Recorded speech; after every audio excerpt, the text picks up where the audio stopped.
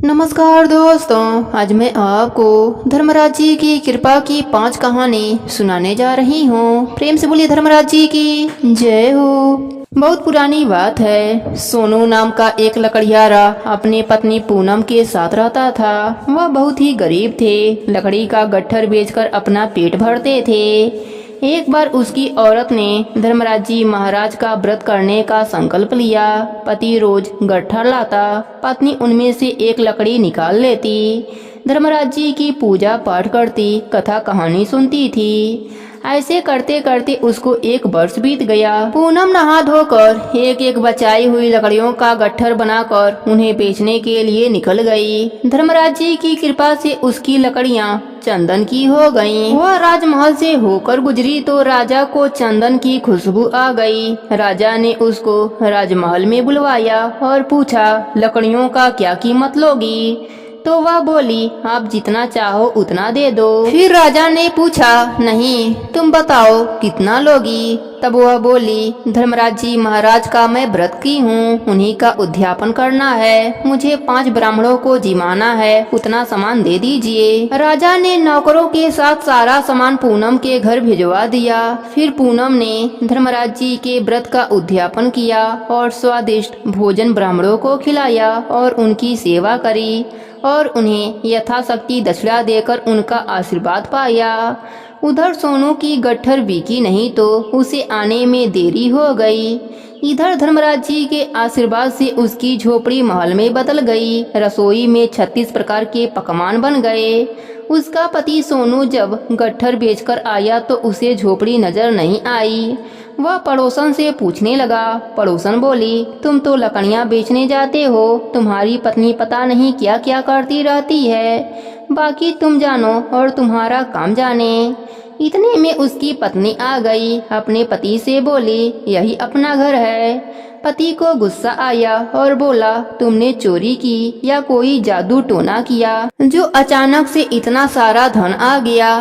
तब पत्नी बोली, मैंने धर्मराज जी का व्रत किया था, कथा कहानी सुनी थी, उनकी विधि पूर्वक उद्यापन करी। धर्मराज जी महाराज की कृपा ही हम पर बरसी है। आपके गट्ठर में से रोज एक लकड़ी निकाल लेती थी। वह लकड़ी धर्मराज जी की कृपा से चंदन की हो गई। बेचने गई तो राजा ने गट्ठर मांगा। मैंने राजा से उद्यापन का सारा सामान मांग लिया, जिससे मैंने व्रत का उद्यापन कर लिया और ब्राह्मणों को जिमाया और धर्मराज जी की कृपा हमें प्राप्त हो गई। तब उसके पति सोनू को तसल्ली हुई। उसने कहा, अब हम दोनों मिलकर धर्मराज जी का व्रत, पूजा पाठ और कथा कहानी का नियम निभाएंगे। वह दोनों स्वादिष्ट भोजन किए और महल में वास किए। धर्मराज जी की कृपा से पति और पत्नी को यह लोक पर सुखों की प्राप्ति हुई और मरने के बाद स्वर्ग लोक का सुख मिला। हे धर्मराज जी महाराज, जैसी कृपा आपने पति पत्नी पर करी, वैसे ही कृपा आप अपने सभी भक्तों पर करना। कहानी अधूरी हो तो पूरी करना, पूरी हो तो मान रखना। सबके नित्य नियम और व्रत को पूर्ण करना। प्रेम से बोलिए धर्मराज जी की जय हो। बहुत पुरानी बात है। एक गांव में एक साधु बाबा रहते थे। वह धर्मराज जी के परम भक्त थे और सबको धर्मराज जी की महिमा बताते रहते थे। एक दिन जाट के पास गए। जाट खेत में काम कर रहा था। साधु बाबा ने कहा, धर्मराज जी की कथा कहानी का नियम ले लो, तुम्हारा जीवन सफल हो जाएगा। इस पर जाट ने कहा, बाबा जी, मेरे पास इतना समय कहाँ बचता है कि कथा कहानी कह सकूं। मैं तो दिन भर खेतों में काम करता हूँ, जिससे मेरे परिवार की 2 जून की रोटी नसीब होती है। साधु बाबा ने कहा, अच्छा ठीक है, तुम्हारे पास वक्त नहीं है तो तुम अपने हिसाब से कोई भी नियम ले लो। बाबा की बात रखने के लिए जाट ने कहा, मेरे पड़ोस में एक कुम्हार रहता है, मैं नियम लेता हूँ कि उसी का मुख देखकर खाना खाऊंगा। साधु बाबा जाट को नियम देकर चले गए। अब तो हर रोज जाट अपने छत पर चढ़कर कुम्हार का मुख देखता, फिर खाना खाता, फिर खेत पर जाता। एक दिन जाट को खेत में जाने की बड़ा जल्दी थी। उसने जल्दी से छत पर चढ़कर देखा पर कुम्हार नहीं दिखा। पूछने पर पता चला मिट्टी के बर्तन बनाने के लिए जंगल में मिट्टी लाने गया है।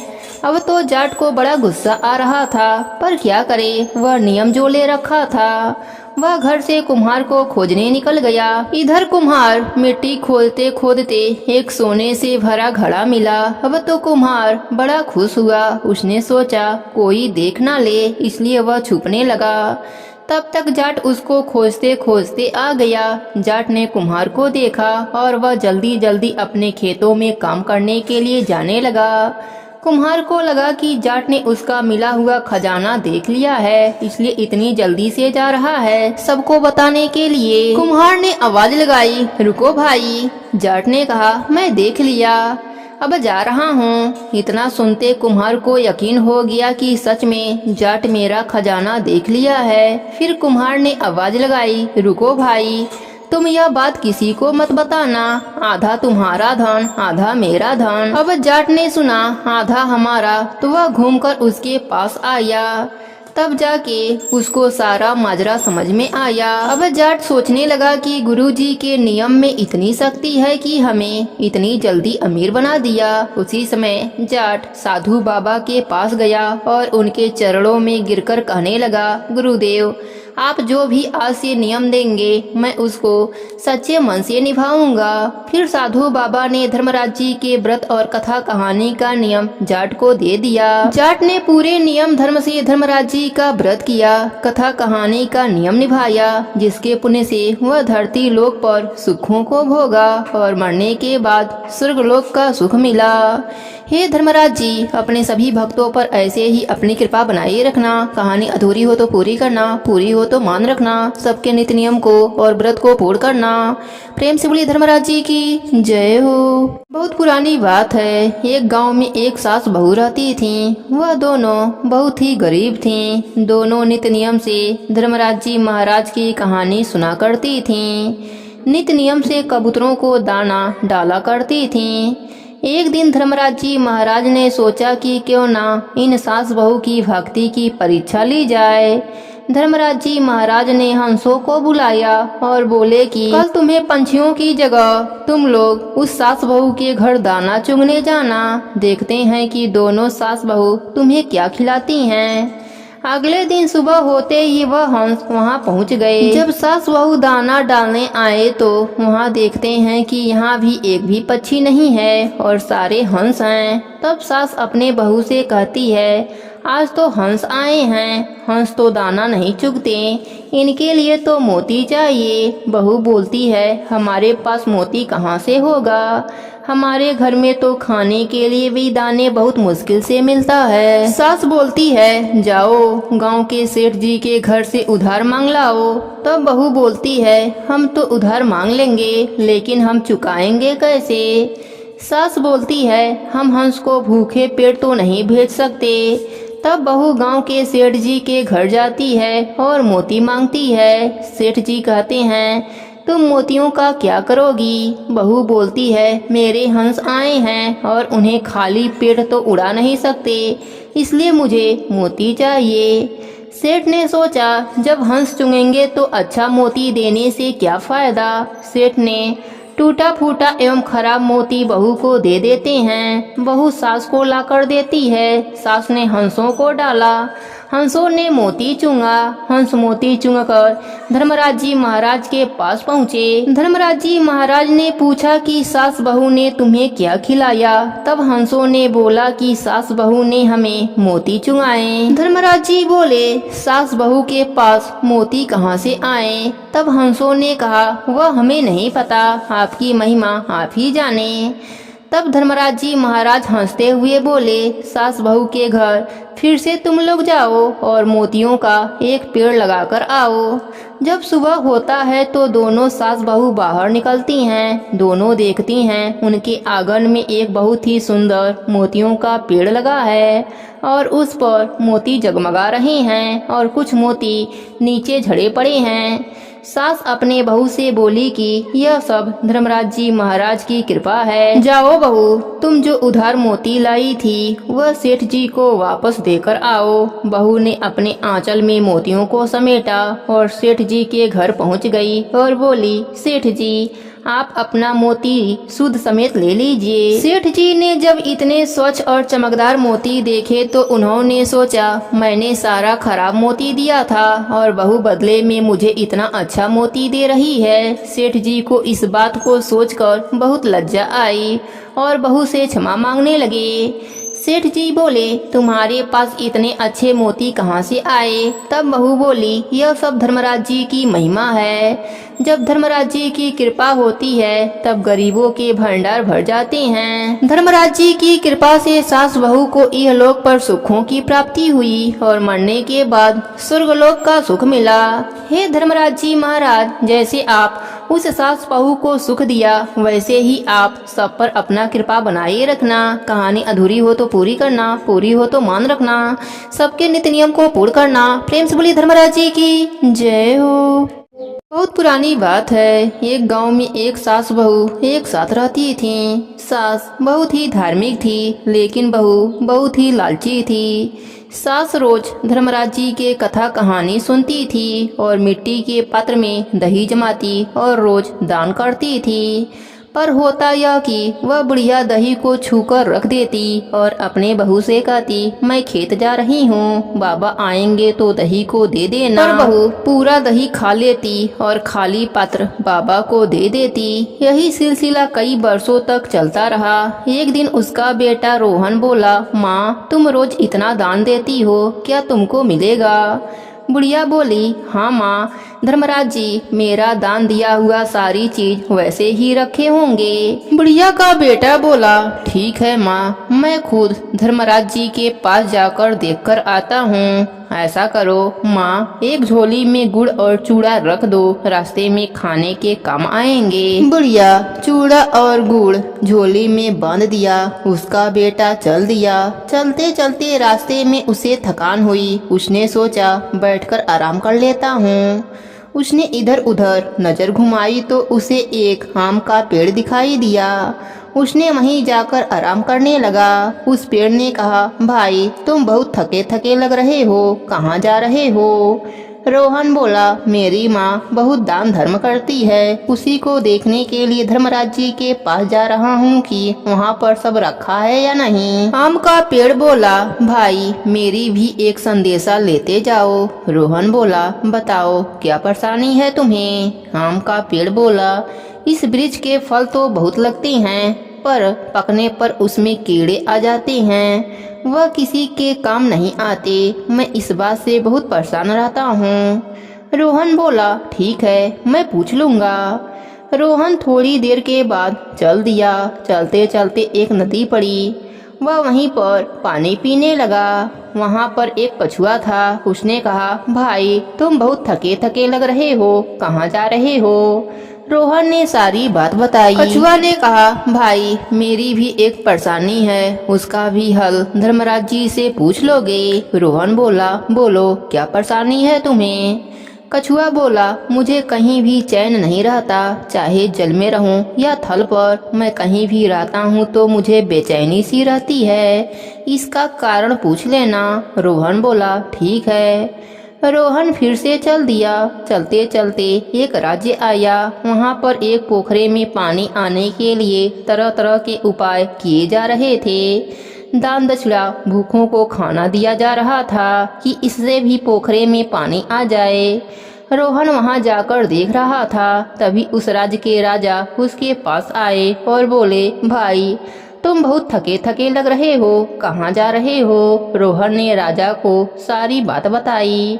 राजा बोला, मेरी भी एक परेशानी है, उसका भी हल पूछ लेना। रोहन बोला, ठीक है, बताइए राजन, आपकी क्या परेशानी है? राजा बोला, 5 सालों से मैं इस पोखरे में पानी डाल रहा हूँ पर यह पोखरा भरता ही नहीं, सूख जाता है, इसी का कारण तुम धर्मराज जी से पूछ लेना।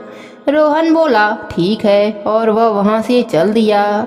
चलते चलते धर्मराज जी के लोग पहुँच गया।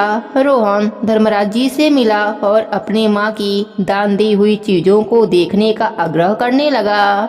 धर्मराज जी मान गए। उन्होंने उस रूम में ले गए जहाँ उसके माँ का दिया हुआ चीजों को रखा गया था। रोहन देखकर हैरान हो गया। सिर्फ खाली पात्र, मेरी माँ तो दही सहित दान देती है। धर्मराज जी ने कहा, तुम्हारी माँ तो दान देती है, पर तुम्हारी बीबी उसको खा लेती है और खाली पात्र ब्राह्मण को दान दे देती है। वही यहाँ पर रखा गया है। रोहन आम के वृक्ष का, कछुए का और राजा के पोखरे की बात बताई और उपाय पूछा। धर्मराज जी सारी बातें बता दिए। रोहन वहाँ से प्रणाम करके चल दिया। चलते चलते उसी आम के वृक्ष के नीचे आया। आम का वृक्ष रोहन को देखकर बहुत खुश हुआ और बोला, क्या हुआ भाई, धर्मराज जी ने क्या बताया? रोहन बोला, बहुत पहले तुम्हारे पेड़ के नीचे किसी ने सोने की असरफियां घड़े में करके गाड़ दिया है। उसी के तेज से इस पेड़ के फलों में कीड़े लग जाते हैं। अगर तुम इस सोने के घड़ों को निकाल दोगे तो सब ठीक हो जाएगा।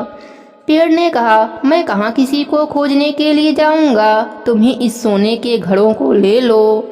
फिर पेड़ ने पलटा और रोहन ने सारी सोने की असरफियां निकाल ली।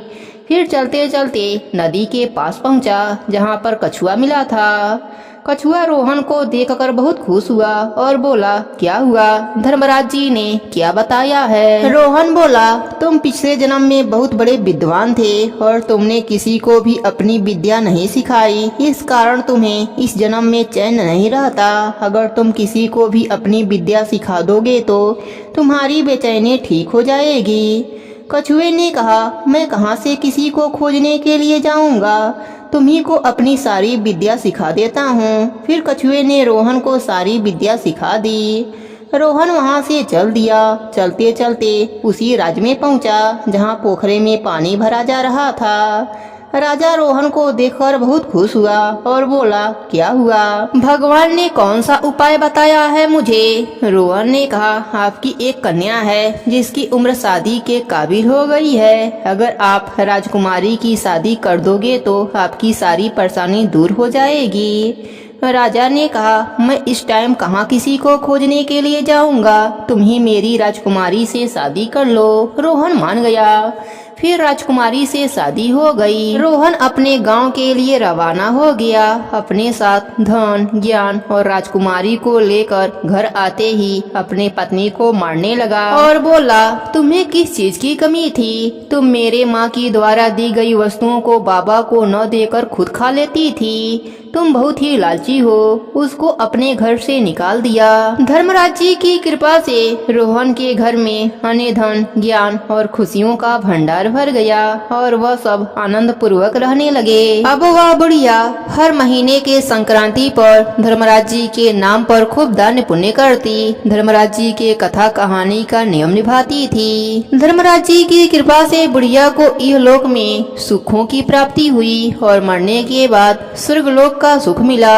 हे धर्मराज जी, जैसी कृपा आपने बुढ़िया माई और उनके बेटे पर करी, वैसी ही कृपा अपने सभी भक्तों पर करना। कहानी अधूरी हो तो पूरी करना, पूरी हो तो मान रखना, सबके नित्य नियम और व्रत को पूर्ण करना। प्रेम से बोले धर्मराज जी की जय हो।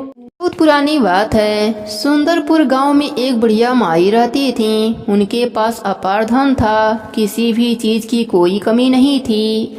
उनके 4 बेटे और 4 बहुएं थीं। वह बुढ़िया माई दान दक्षिणा, पूजा पाठ, व्रत किया करती थीं। एक बार वह अपने पड़ोसन के वहां जाती हैं। पड़ोसन उस समय धर्मराज जी की कहानी सुन रही होती है। वह बुढ़िया माई वहां जाकर बैठ जाती हैं। वह भी धर्मराज जी महाराज की कहानी सुनने लगती हैं।